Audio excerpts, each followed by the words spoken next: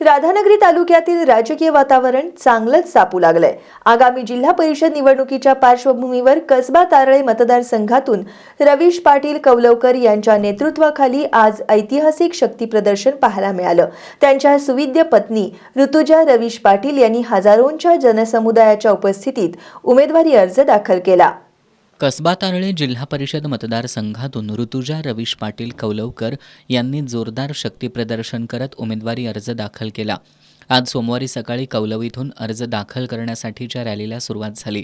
फुलांनी सजवलेली वाहनं, ढोल ताशांचा गजर आणि कार्यकर्त्यांचा उत्साह अशा उत्साही वातावरणात ही रॅली निघाली। रवीश पाटील कौलवकर आगे बढो, आमचा नेता कसा असावा, रवीश पाटील यांच्यासारखा असावा अशा घोषणांनी वातावरण भारावून गेलं होतं। या रॅलीत तरुण, महिला आणि ज्येष्ठ नागरिकांचा सहभाग लक्षणीय होता। कौलव ते राधानगरीपर्यंत मतदारसंघातून ही रॅली काढण्यात आली। मार्गावर ठिकठिकाणी ग्रामस्थांनी औक्षण करत पुष्पहार घालून कौलवकर कुटुंबाचं जोरदार स्वागत केलं। रवीश पाटील कौलवकर यांच्या पत्नी ऋतुजा यांना भाजपकडून उमेदवारी मिळण्याचे दाट संकेत आहेत।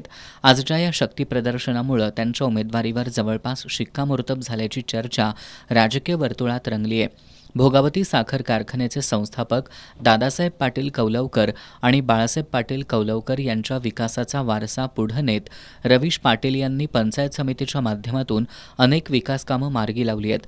आता त्यांच्या उच्च शिक्षित पत्नी कसबा तारळे जिल्हा परिषदेसाठी सज्ज झाल्यात।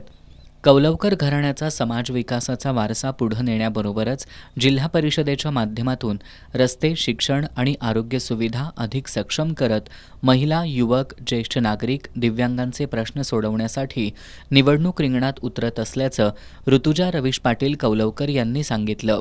एकदम छान आहे। मी तळागाळाच्या प्रत्येक घरापर्यंत किंवा साधारण महिलांपर्यंत देखील पोचलेली आहे आणि नक्कीच विद्यार्थी असेल, महिला असतील किंवा आपले शेतकरी बंधू असतील, आज माझे तरुण सहकारी असतील, प्रत्येकाच्या वेगळ्या वेगळ्या अडचणी आहेत आणि नक्कीच त्या सगळ्या मी नोट डाऊन करून ठेवलेल्या आहे।